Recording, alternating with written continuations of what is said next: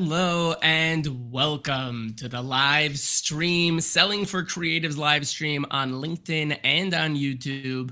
This is where we get real about how to sell in a way that actually feels good and works. Just as we are getting into it, if you are here with us today, if you are live, please let me know in the comments, number one, that you can hear me well, and being the fact that this is going to be interactive, we're going to be doing that Q&A at the end. And if there's time, we might even do a hot seat. If you're here live, drop those questions into the chat. Let me know if you want in on that hot seat at the end. And just as we're starting off, where are you tuning in from? Have you ever had a sales call that seemed to go great, but then they ghosted you after? Please let me know in the comments. I want to be able to make this as interactive as possible, as much learning as possible. So first and foremost, I think it's important that, people realize a lot of people think that deals get lost after you've already gotten off the phone. And most people think that they've lost the deal once the ghosting has begun. But the truth is that you probably lost it before that. You probably lost it on the call. In a moment you didn't even realize. It could have been a hesitation. It could have been a shift in the energy. 2 days later, all of a sudden, silence, right? And it's easy to think that ghosting means that they're disinterested. But in my experience, most ghosting is actually discomfort. They didn't bail because they weren't interested.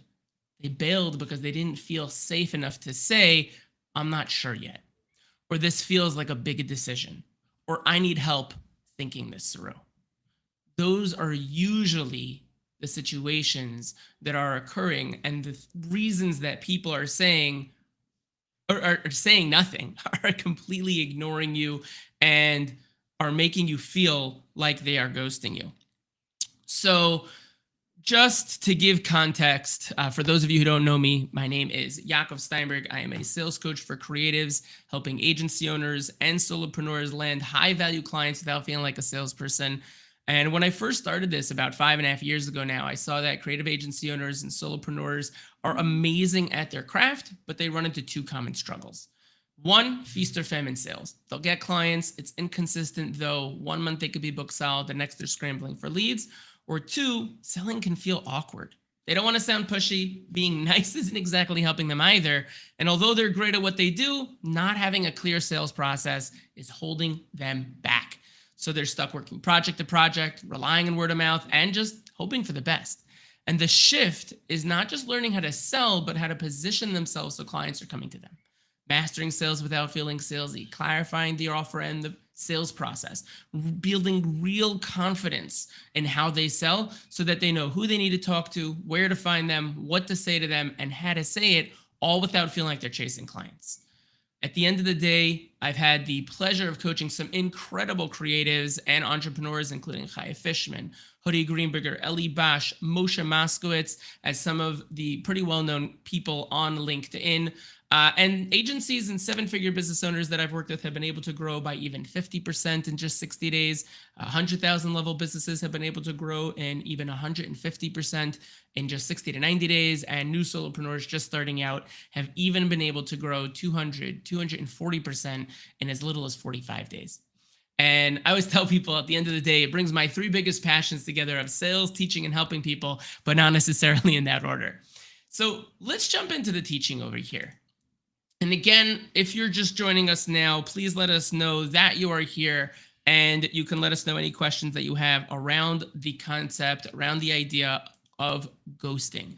So jumping into the teaching segment of our live stream today, the 3 silent call killers. So let's talk about the real reason people ghost. There are 3 things that are quietly killing your sales, and they might be even costing you 30% of your deals. Okay, so let's jump into each one individually. The first one is going to be the silent call killer. Okay, that is the number one silent call killer is pitching too soon. Okay, when you skip to the proposal or you just start selling before they feel understood, before they feel like you have clarity, it creates pressure. And pressure kills trust. So how do we fix it? First of all, slow down. Mirror what people are saying to you. Make sure that you're paraphrasing and showing them that you truly understand, and ask follow-up questions to what it is that they're saying to you. Make sure that you have clarity, that you have an understanding before you pitch anything. Okay? Silent call killer number 2 is going to be assuming the objection. I always like to tell my clients, we have enough objections coming from our potential clientele. Please don't make objections for them, right? Sometimes we assume they're not ready, or it's a price thing. So we pull back, or worse, we over-explain. We start talking way too much, trying to explain to them exactly what's going on, but often they just need clarity, not convincing. Okay? And they need to know that you have clarity. So the fix, how do we fix this? Ask for permission. Would it be helpful if we walked through what this could look like together? Let them opt in to the next step. Don't push it upon them. Go through that process and make sure that they truly feel that they have the clarity and that you have the clarity they feel you need before they're ready to really take any next steps with you. Let's go on to the third one. The silent call killer number 3, that's going to be following up with pressure. Most follow-up messages accidentally push people away. When someone says, I'm just checking in, or I'm following up with you, it's extremely salesy. And even if you say, let me know if you're ready, that's not what they need. That's not what's going to make them feel safe. So how do we use language that makes them feel safe? I'm going to give you a couple examples. One, totally fine if it's not the right time right now, but if something's still in your mind, I'm happy to talk through it with you. No pitch, just clarity. That line just by itself was able to bring someone back after 2 weeks of silence. Okay? It could be something similar to that. Again, each of these are examples. They're not the specific words that you must use in order for these things to work. Ultimately, at the end of the day, it's really what we're trying to create here is safety. People need to feel understood. They need to feel safe with telling you where they're really holding. And these aren't just tweaks. They're how you shift from chasing someone to inviting them into your world. Because sales isn't about pressure. It's about clarity. Clarity can only happen when someone feels safe enough to keep talking. Right? Josh Braun talks about the zone of resistance. And I tell this to pretty much every single client in our first meeting. Imagine you walk into a department store. The representative comes over to you, someone who works there, salesperson says, hey, thanks so much for coming to fill in the blank. How can I help you? Right away, we're hands up. I don't need anything. I'm good. Please go away. Let's change the example. You walk into the store. They say, hey, thanks so much for Thanks so much for coming to fill in the blank. I'm over here folding some shirts. If you need anything, let me know. Right away, we're like, yeah, I'm looking for this in white. What's the difference between those two examples? It's quite obvious.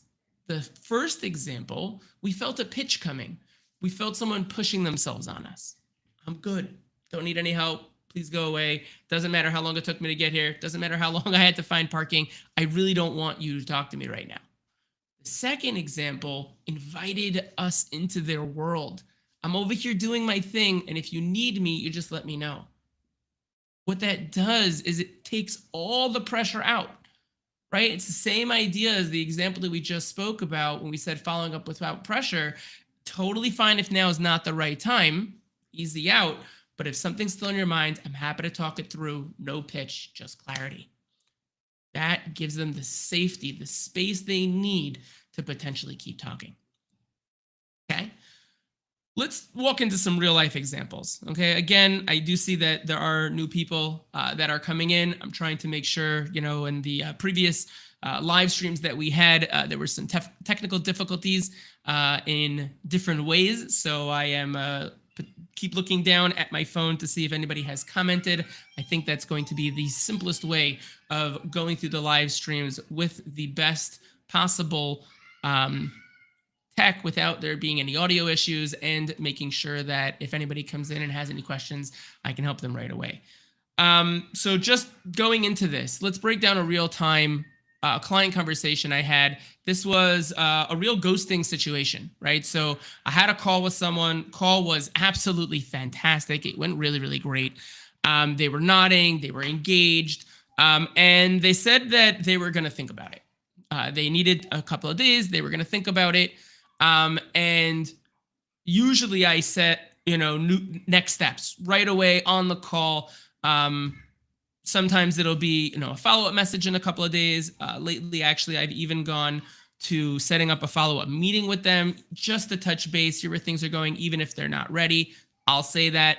And this call a little while back, I hadn't set a meeting with them, but we were supposed to communicate via messaging and see where they were holding.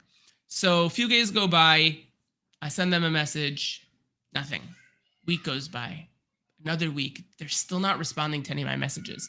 I've tried a couple of different things. I've even sent a GIF, a couple of different, ways of getting people to come back from the brink, nothing. I send a very, very simple message. Hey, totally fine if now's not the right time, but if something's still on your mind, I'm happy to hold space for it. No pitch, just clarity. It wasn't in those exact words, but they replied in a couple of minutes, 10 minutes maybe even. Why? What's the reason that this connected with them when nothing else did? Because the message wasn't about checking in. The message was about making the conversation safe again. Okay? Sales isn't just about clarity. It definitely is not about pressure, but it is also about continuous conversation and safe conversation, right? I'll ask you, have you ever had someone disappear after a really great call? Drop it in the chat.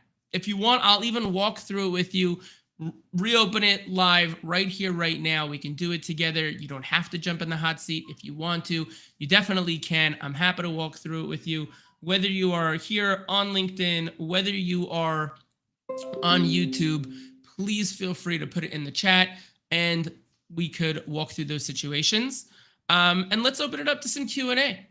What are something you might be struggling to say in follow-ups? Where do your calls usually get stuck? Do you want help rewording your last follow-up message? Drop it in the chat. Let's do this together. And let's get some scenarios or different examples that we can walk through together. I'll coach you through it live. And like I said, if someone wants, you can jump into the hot seat. I've got time for it right now. And we could role play, unpack your toughest call moments right here, right now. We have someone who would like to join. So what I'm going to do, I'm going to send you a link to your LinkedIn as you offered to come in on LinkedIn. So give me just a moment here.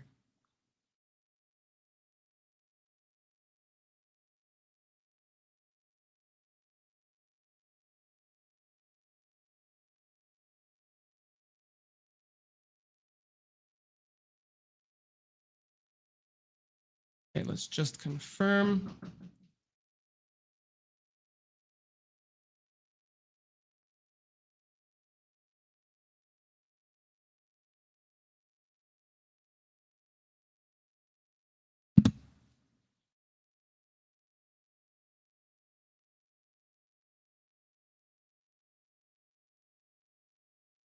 Okay, so we have someone who said that they would love to go through an example like this. I believe that it's going to happen in messaging.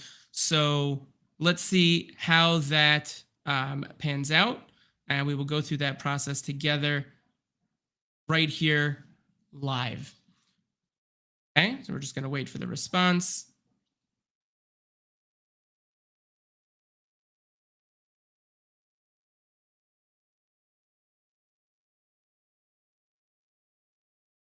If there's anybody else while I'm waiting, so then you could feel free to jump on as well. Let me know that you would like to join. Ooh, live is fine. Amazing. Okay, so I am going to send you a message right now. Chaya Fishman has offered to jump onto the live. I'm going to send her a message right now. I'm sending you a link to join on Riverside over here, Chaya Fishman. You can feel free to click on the link and you should be able to come into the live stream, and we will do it right here, right now. Super excited.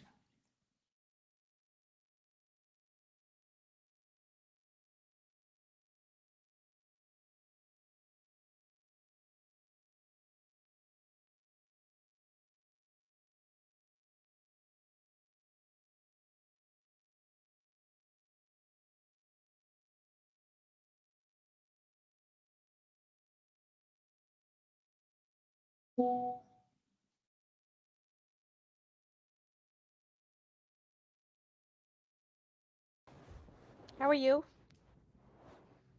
Hello, Can you see Mrs. me? Fishman. We can hear you. Okay. How are you? Good. Thank you so much. Okay, this is exciting. Yes, very, very exciting. So tell us a little bit about the particular situation you were in. Let's walk through it together and let's do it right here, right now. Super exciting. Okay, awesome. So I okay. Let me figure out when it started. I would say it was about 2 months ago. Mm-hmm. Oh, 1 second. Is it recording in two places? Oh, I now have to close out. Okay, I You closed out can just LinkedIn because now minimize I'm it or at no least longer. turn off the sound. Okay, okay, fine. Now it's good. So basically, about 3 months ago, this girl from a big healthcare company reached out to me, Mm-hmm. and she's very much a secretary. Young person, doesn't have any authority, more working, which is fine. Spoke with her extensively. She was excited about our services, a very big project. Healthcare company, have many facilities, wanted to redo branding across the board. And Amazing. I went over everything with her. She was having a very hard time getting in front of her boss. So I Okay. tried a few things. I said, can I set up a meeting would you set up a meeting with us? I can come down. Then I thought of another idea. Maybe I'll, send some sort of cute message with the box of donuts, to try see if I can, get an appointment with the guy. I was trying to be creative. I didn't end up doing that Mm-hmm. because she wouldn't give me the address.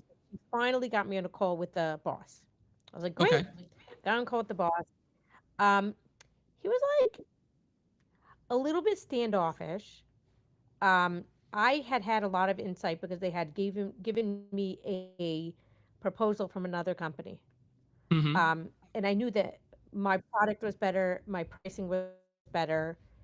I was local, the other company was not. Like I knew that I had the upper hand on it. Okay. Um, After that meeting, I followed up with this girl, and she was basically and I ended up. I'm sorry. One of the objections on the call was they didn't understand why it was so expensive to do like all the duplicate stuff. So I said, you know what? I'll waive some of that duplicate stuff because that was their main concern. And if you want to sign up for this month, that's what I'll do for you.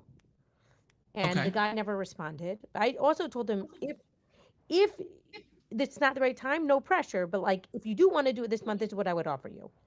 Anyway, I reached out to this girl again, and she's like she really wants to do it, but her boss doesn't make decisions quickly at all. And it's like now they're Okay. not even responding, and it's like such a shame because it's such a good opportunity, and I do believe we're the right fit. They're just like schlepping. So let's go back to the call for a minute. Tell me more within the call itself.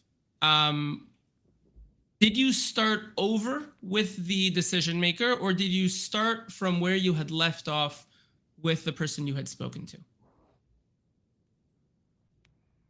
So the guy who I spoke to was very high level. He owns the company. I was not going to sit and Okay. bore him.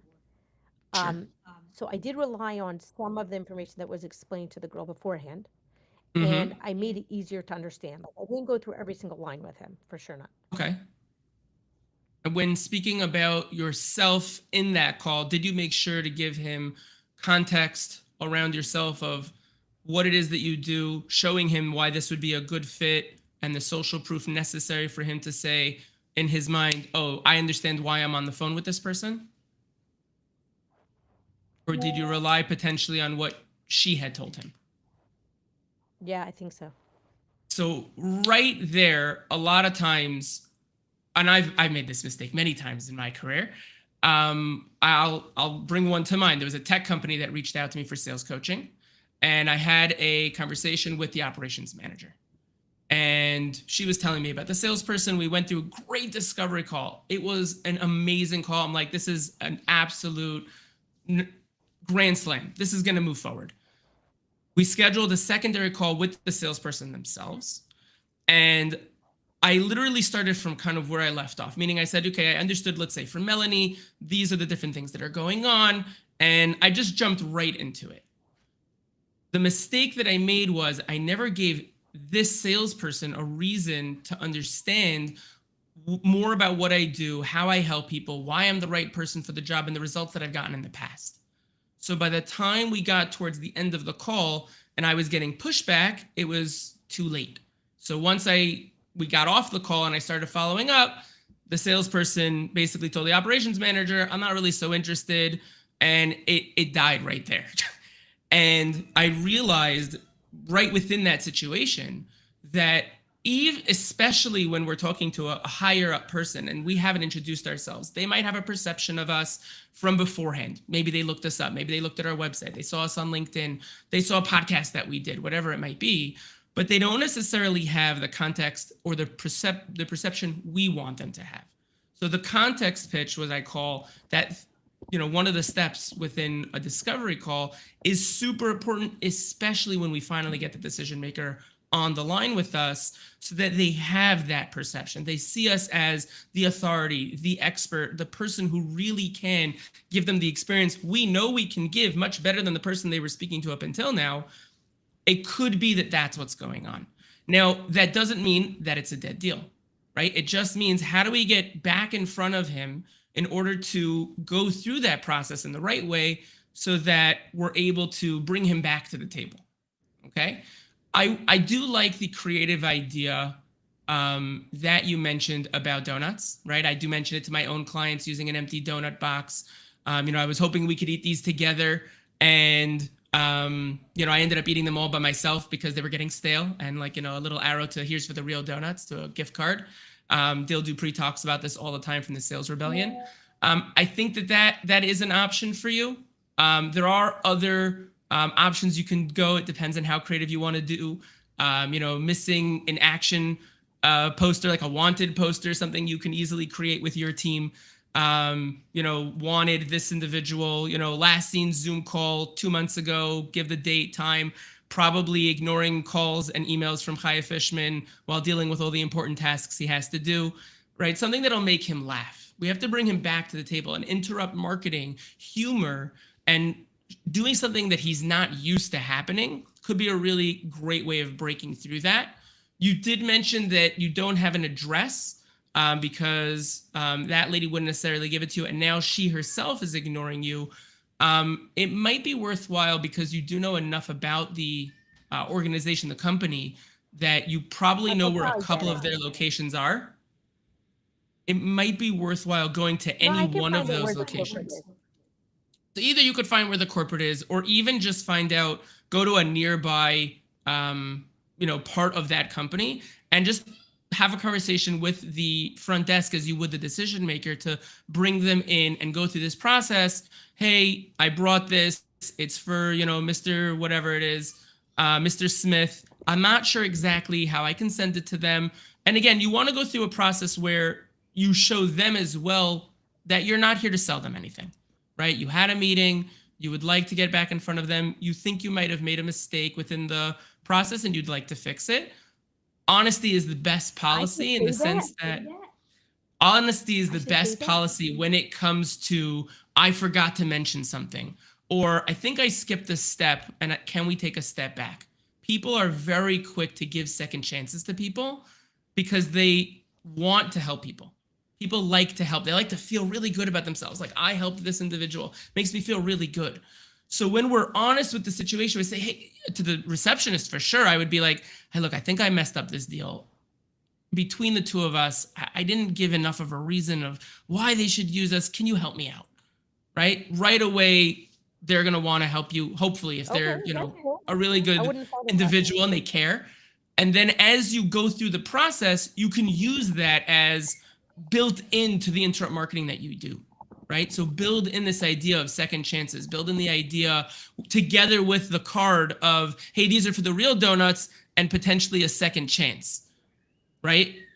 Let them know you feel like you missed something and that's you feel like the wires have been crossed in the wrong way. And let's try to get this back on the road because we really do feel we can help you. You can even go an extra step. And this is up to you, where depending on what they wanted to do with them, I know you mentioned branding. Obviously, for branding, you can't send them a mock-up, but you can send them some sort of graphic, either of what their homepage could look like or what a ad could look like, when we're at that right place, and let them visualize, let them see in real time, oh, that's what this company can do for us. That's a whole different level than we've been discussing up until now. So they feel it and not just they're hearing the words. Those are just a couple of different ideas that I think that you can bring into play really quickly so that you're not, stuck in the situation of not sure what those next steps are. And I'm more than happy to continue the conversation offline if that's something that you feel, I can help out with and help you through the process. Really helpful. No, this was really helpful. Absolute pleasure. My absolute pleasure. It's so good to see you. How do I go off there? I know. I will help. You can just click to leave. It's should be on the bottom of your screen. And then you'll just go back onto LinkedIn. Good to see you. Thank you for coming on. So that was a great example that Chaya Fishman brought for us just now of someone who ghosted, and right away we were able to, within a couple of minutes, find a part of the call itself that gave the potential client the reason that they decided to stop responding. This has been absolutely fantastic. I really appreciate every single one of you that is here, that is watching this after the live stream. If you want help making your sales calls smoother, if you want to have your follow-ups convert instead of you having to chase people and constantly feel like you are not in the driver's seat of your conversations, I've got something very special today. I'm offering 2 free 45-minute sales flow reviews just for people who showed up live today or catch the replay within the next 24 hours. We're going to break down your current process, find the friction points, rebuild it into something that actually is going to work for you. Drop the word clarity in the chat, DM it to me. I'll see the timestamp and I will reach out after the live. Again, there's just 2 spots, first come, first served. Really appreciate everyone here today, especially Chaya Fishman for coming up onto the stage in that hot seat. And to everyone who's here, have an amazing rest of your day. Until next week. Bye-bye.